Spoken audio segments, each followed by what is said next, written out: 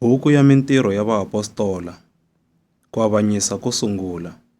Eka Teofilo, ebukwini ya mina leyo rhanga, ndzi tsarile hi ta swilo hinkwaswo leswi Yesu a nga sungula ku swi endla ni ku swi dyondzisa, ku ya fika siku leri a nga tlakuliwa ha rona a ya etilweni, loko a lerisile hi Moya lowo kwetsima vaapostoli lava a va hlawurile. Endzhaku ka loko a twisiwile ku vaviseka, u tikombile eka vona a ri loyi a hanyaka, hi swikombiso leswo tala leswi khorisaka. U voniwile hi vona hi masiku ya 40, a ri karhi a vulavula na vona hi ta mfumo wa Xikwembu. Siku rin'wana, loko a ri na vona, a va lerisa a ku, mi nga tshuki mi suka eYerusalema, kambe tshamani kona, mi langutela lexi Tatana a mi tshembiseke xona, lexi mi nga xi twa ndzi xi vula, hikuva Yohana u khuvurile hi mati, kambe n'wina mi ta khuvuriwa hi Moya lowo kwetsima, endzhaku ka masiku ma nga ri mangani. Kutani loko va ha hlengeletanile va ri na Yesu, va n'wi vutisa va ku, Hosi, xana hi wona nkarhi lowu u nga ta pfuxa mfumo wa Israyele ke? Yesu a ku ka vona, a swi fanelanga ku tiva tinguva, hambi yi ri minkarhi leyi Tatana a nga tihlawulela yona hi vukulukumba bya yena. Kambe mi ta nyikiwa matimba siku Moya lowo kwetsima wu taka ehenhla ka n'wina.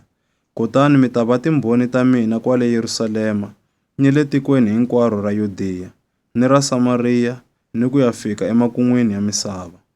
Loko a vulavurile timhaka teto, a tlakuriwa va ri karhi va langutile, kutani papa ri siva, va nga ha n'wi voni.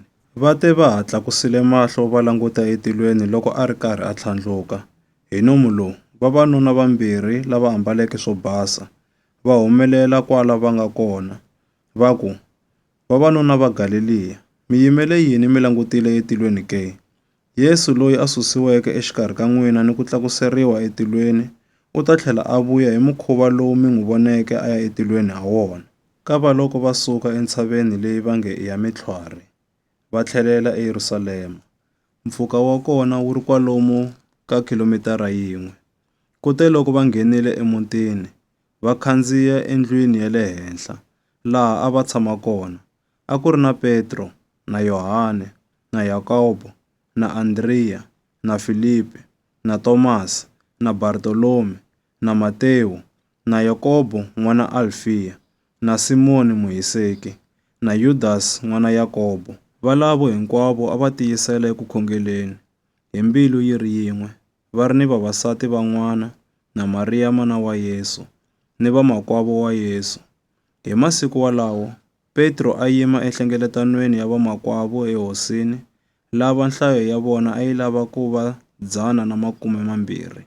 Kutani a ku, n'wina varikwerhu, a swi fanele leswaku tsalwa ri hetiseka, leri Moya lowo kwetsima wu nga ri vula hi nomu wa Davhida, ehenhla ka Yudasi loyi a ri mufambisi wa lava khomeke Yesu. Kasi Yudasi a hlayiwa exikarhi ka hina, naswona a ri un'wana wa hina entirhweni.